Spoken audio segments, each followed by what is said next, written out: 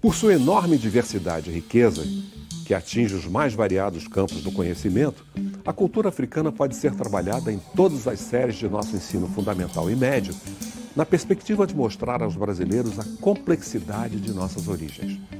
O ensino da história, porém, sempre privilegiou as civilizações europeias, particularmente as que se desenvolveram em torno do mar Mediterrâneo, como Grécia, Roma e também o Egito, embora evitando relacioná-lo ao continente africano.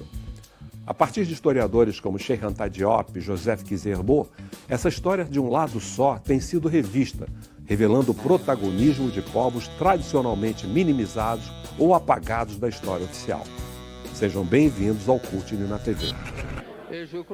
Creio que este momento da história da África corresponde a um momento fundamental da história do mundo. Penso que o século XV foi o fim do mundo limitado, do mundo fechado, do mundo que se restringia à bacia do Mediterrâneo. Foi o ponto de partida de uma nova história para o mundo. Foi o começo do mundo finito, do mundo que compreende todos os continentes. E, por conseguinte, creio que o memorial que será erigido constitui, desse ponto de vista, um dos grandes momentos da história mundial, particularmente da história dos negros.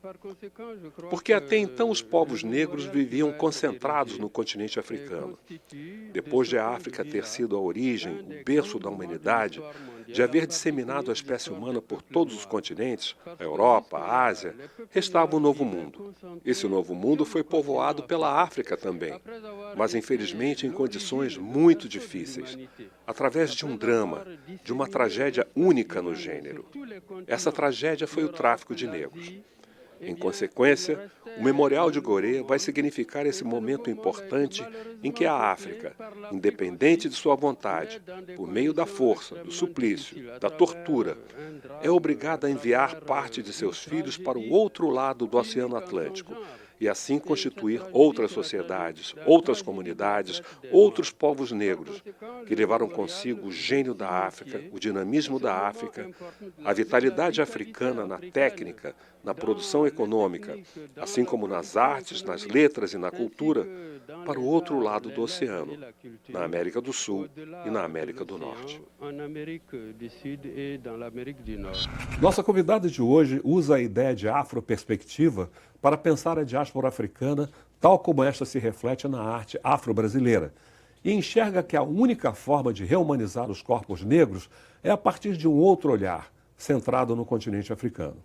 É poeta, pensadora, pesquisadora de filosofia africana e teatro, doutora em literaturas africanas, além de pós-doutoranda em filosofia africana pelo IFIX-UFRJ.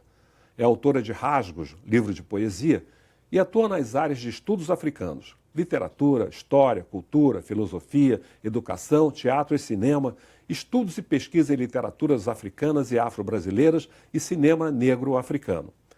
Hoje vamos conversar com a professora doutora que tem o nome ocidental de Viviane Mendes de Moraes, mas também é conhecida pelo nome africano de Asa Nigeri, que significa na língua kikuyu, poderosa filha do guerreiro.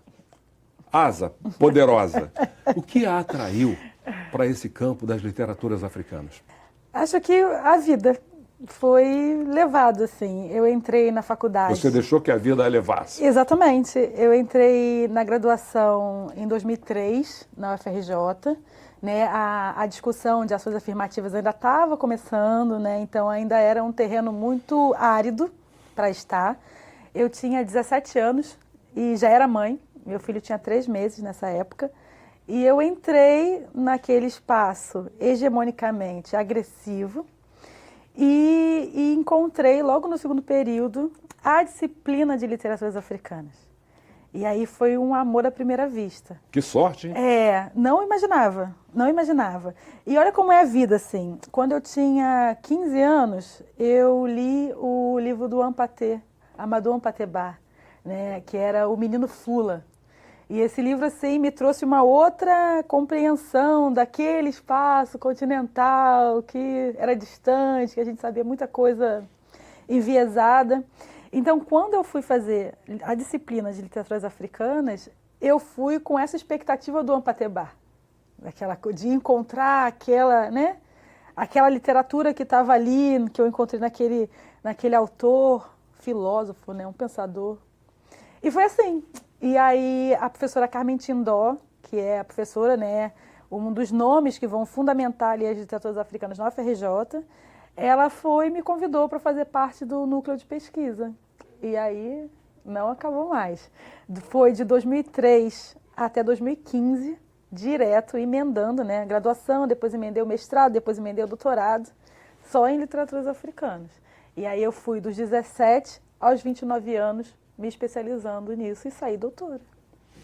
E da literatura você foi para a história. E Como para é que foi esse filosofia. processo? Porque literatura e história caminham juntas. A minha dissertação de mestrado, ela tem, e a tese de doutorado, ela tem um capítulo para introduzir a questão histórica, né? Porque a história, ela dá ali a liga contextual para entender qualquer processo artístico, por exemplo, né? E a literatura é a arte.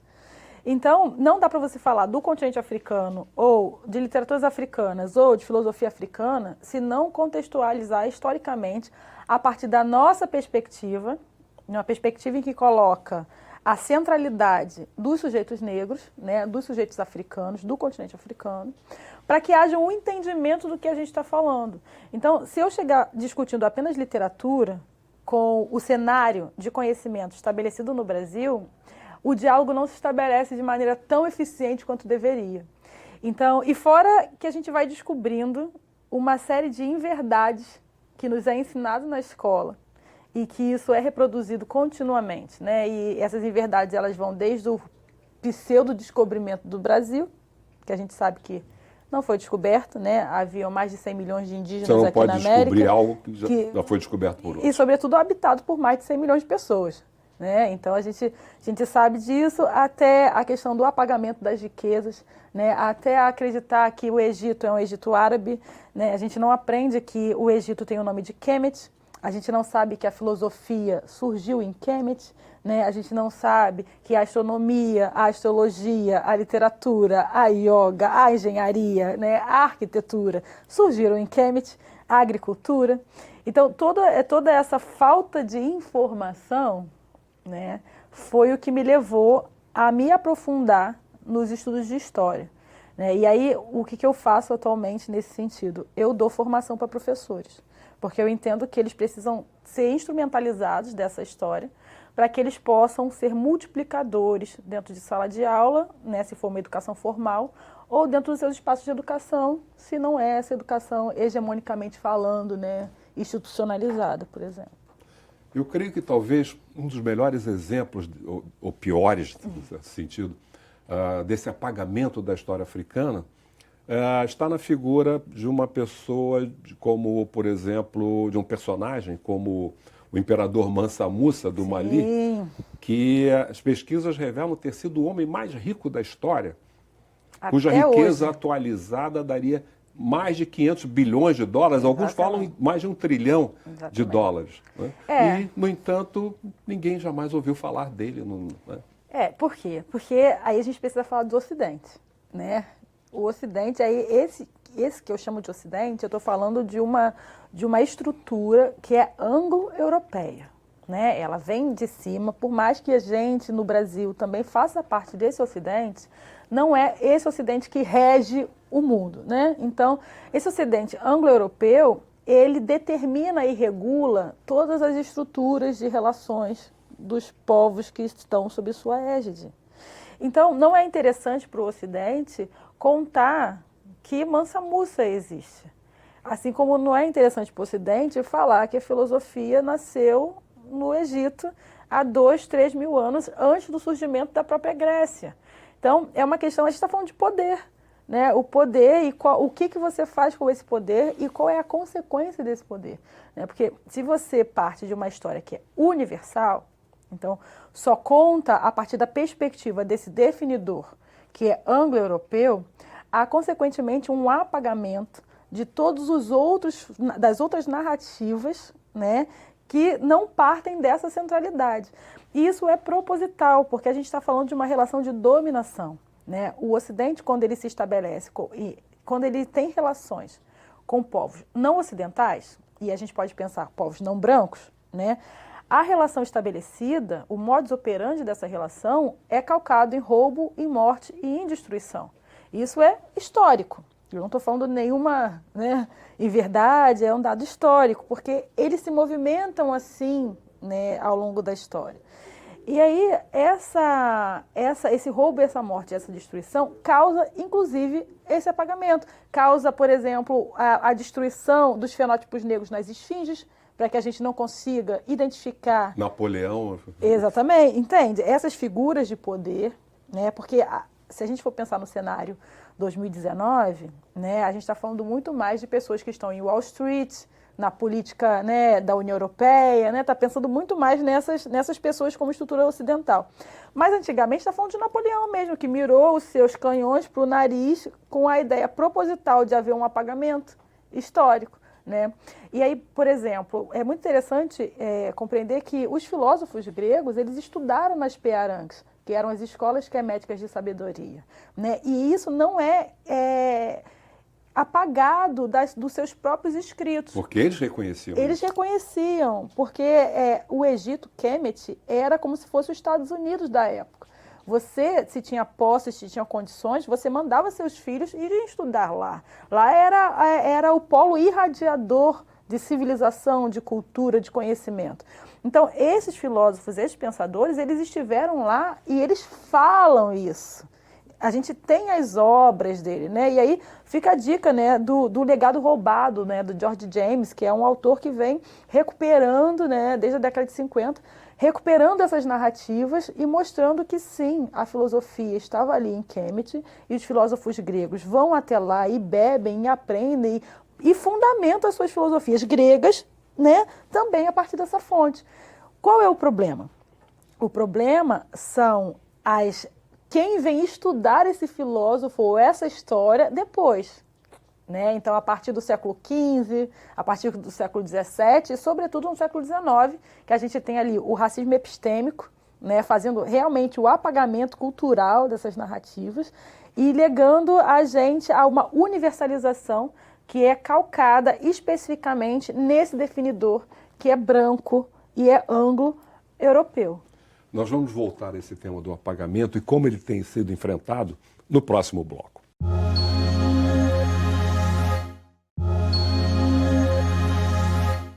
Hoje estou conversando com a professora doutora Asa Nigeri. Asa, a gente falava no primeiro bloco desse processo de apagamento da história da África.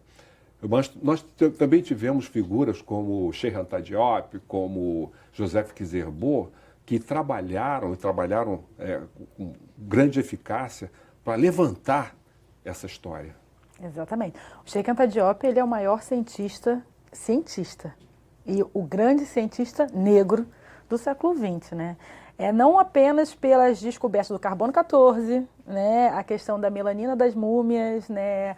Provar que o Egito é negro, mas pelo fato dele ser o egiptólogo, né? Uma pessoa, um linguista, né? Vai trabalhar com o Wolof, né? Ele vai ali trazer um foco, um olhar científico para o continente africano, com muita maestria, e ele vai deixar um legado para a gente essencial para discutir as relações do negro no mundo, né? Então ele vai dar conta, por exemplo, da mudança de fenótipo, como é que o ser humano nasce negro, ultramelaninado no território africano e ele vai se tornar um norueguês sem melanina epidérmica, né, no território europeu. Então ele vai trazer isso, ele vai mostrar que... Aquela história da síntese da vitamina D. Isso, exatamente. Ele vai mostrar que nós temos eixos civilizatórios diferentes, né? Então a gente parte de um eixo civilizatório que é africano, os europeus partem de um eixo civilizatório que é europeu e que isso não é um problema, né? Porque podemos, né? O mundo é plural.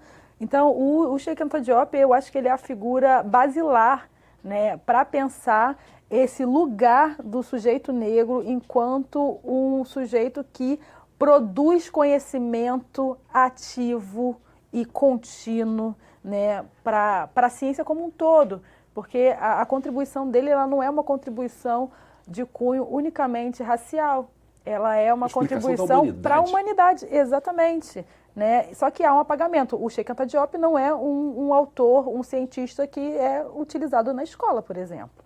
Né? E aí a gente está falando de racismo estrutural, a gente está falando de epistemicídio, né? Conforme a Sueli Carneiro vai apresentar. A gente pode falar de diversas formas, diversos tentáculos desse genocídio, né? Que vai apagando, né? E derrubando esses corpos a partir de diversas formas.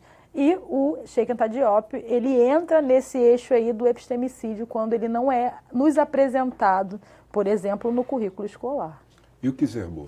Kizerbo é o meu xodó. O Kizerbo, ele vai trazer um olhar que eu acho que é muito lúcido sobre a realidade do continente africano e ele dialoga muito bem com a diáspora. Né? É claro que ele está ali dentro do lugar dele, né, o território dele, e ele fala dali, mas ele vai trazer... Burkina Faso? Né? Burkina Faso. E ele vai trazer um olhar para a história, e aí eu gosto muito disso porque história é his history. Então, a história contada pela ótica dele. Dele quem? O senhor do Ocidente. Entende? Então, ele vai tensionar essa história a partir de uma narrativa que é uterina do continente africano.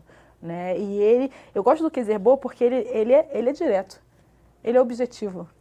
As coisas são assim, o fenômeno do racismo incide dessa forma, o fenômeno da colonização incide dessa forma, e a partir dessa lucidez nós podemos conversar. Ele tem o dom de falar de coisas complicadas, griot, né? Com É facilidade. isso, é um griot maravilhoso. Agora, uma questão importante, porque conceitos como negro, como africano, não foram criados pelos próprios negros, pelos africanos, foram criados pelos europeus. Então, o que nós tivemos negros que fazer foi nos reapropriar desses conceitos, ressignificá-los. E, ao mesmo tempo, como diz o autor do livro Protesto, sobre movimentos sociais, um dos desafios enfrentados por movimentos de caráter identitário, negros, mulheres, homossexuais, indígenas, Dalits da Índia, pegar exatamente esses conceitos, essas identidades que foram estigmatizadas e transformá-las em positivas. Exatamente. Como é que você vê esse processo? Eu gosto muito mais de pensar em categorias, fundação de categorias. Né? É chegado o momento que a gente, e aí fazendo o recorte mesmo, né? Estou falando de pessoas negras, né?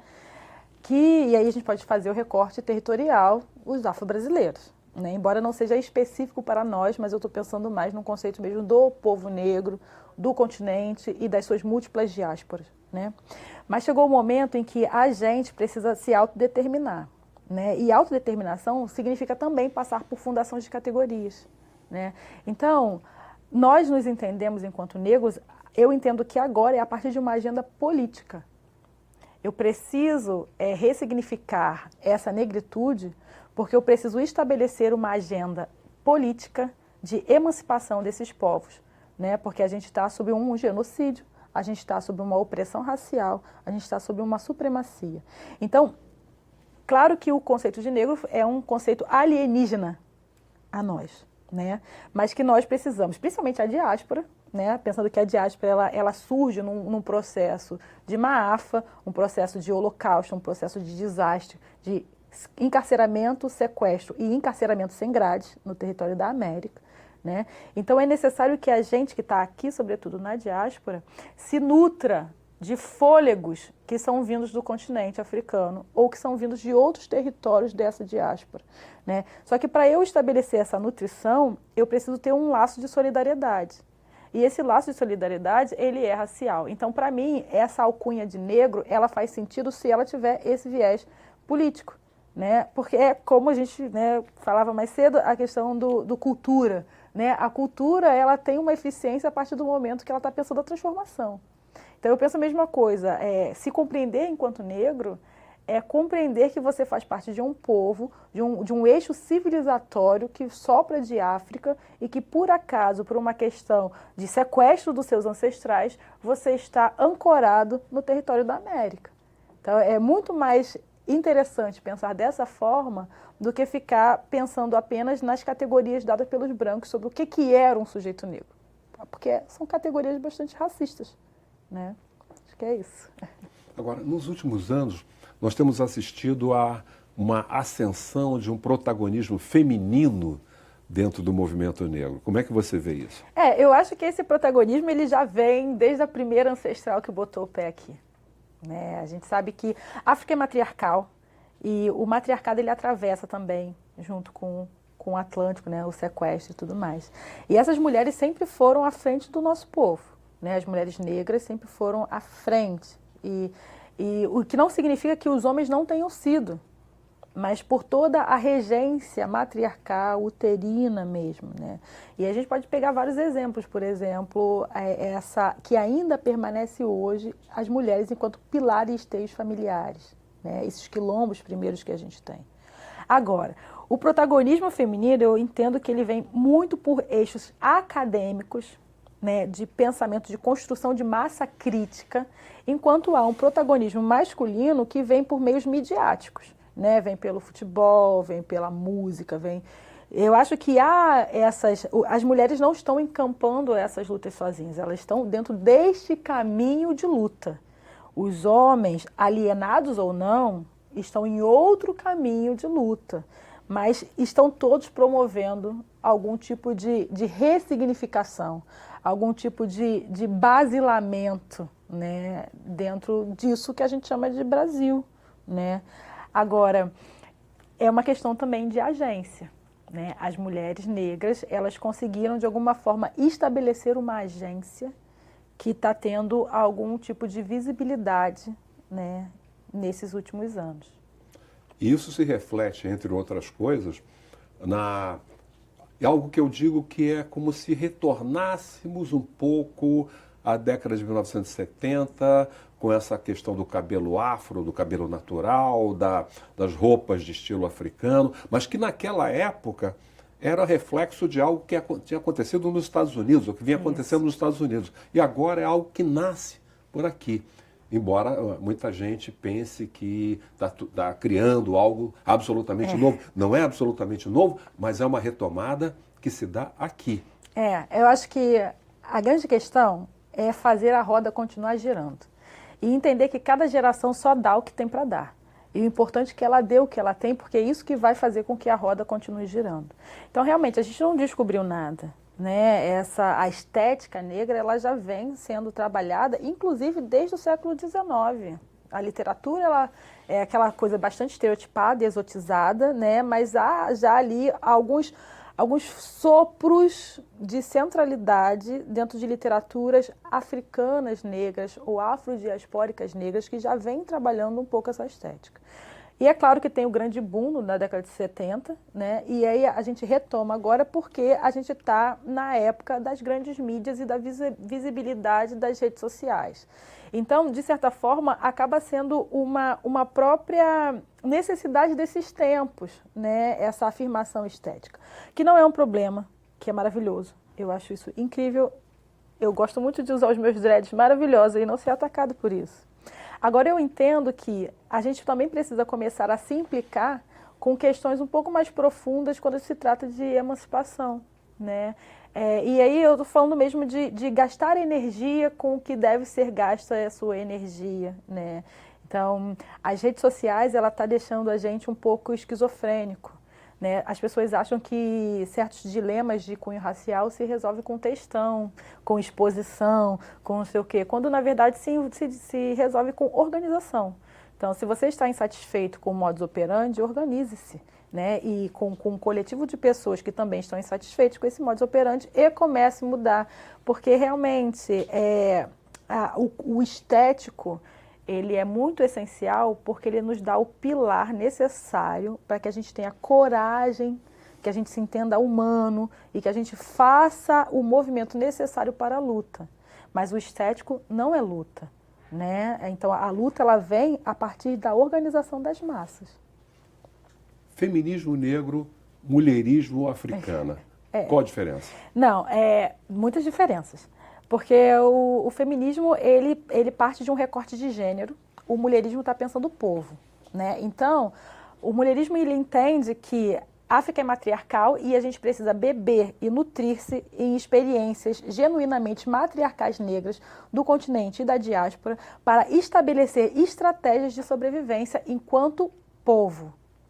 Eu acho que essa é a grande diferença, né? E aí não é dizer que excluir o feminismo ou ignorar o feminismo ou dizer que é um problema. Não, é entender que nós estamos em agendas diferentes e que um não exclui o outro. Inclusive, as pautas e reivindicações das lutas feministas são pautas e reivindicações das lutas também da vertente mulherista, porque o feminicídio está aí, o abandono parental está aí, né? As opressões de gêneros estão aí. Então, não é bem a discussão das questões e problemas que envolvem a mulher. É a discussão dessas questões também, mas, sobretudo, com um foco de emancipação de um coletivo que é regido pela força dessas mulheres. É entender que quando eu me levanto enquanto uma mulher negra, que é filha, que é irmã, que é tia e que é mãe, vai levantar todo um contingente de pessoas negras que também estão agregados e ligados a mim. Enquanto o recorte do feminismo, ele é muito mais preocupado, além de ser estruturalmente uma agenda de agência branca, né, que é depois ressignificada, ele não vai dar conta da nossa emancipação de povo por causa desse recorte. Muito obrigado. Sua participação foi muito enriquecedora, aprendemos muito e esperamos contar com a sua presença uma outra vez. Eu conversei com a professora doutora Asa Ingeri. E para rever essa entrevista e todas as outras, é só acessar www.alerj.rj.gov.br ou www.cultune.com.br. Obrigado pela audiência e até o próximo programa, quando estaremos juntos mais uma vez.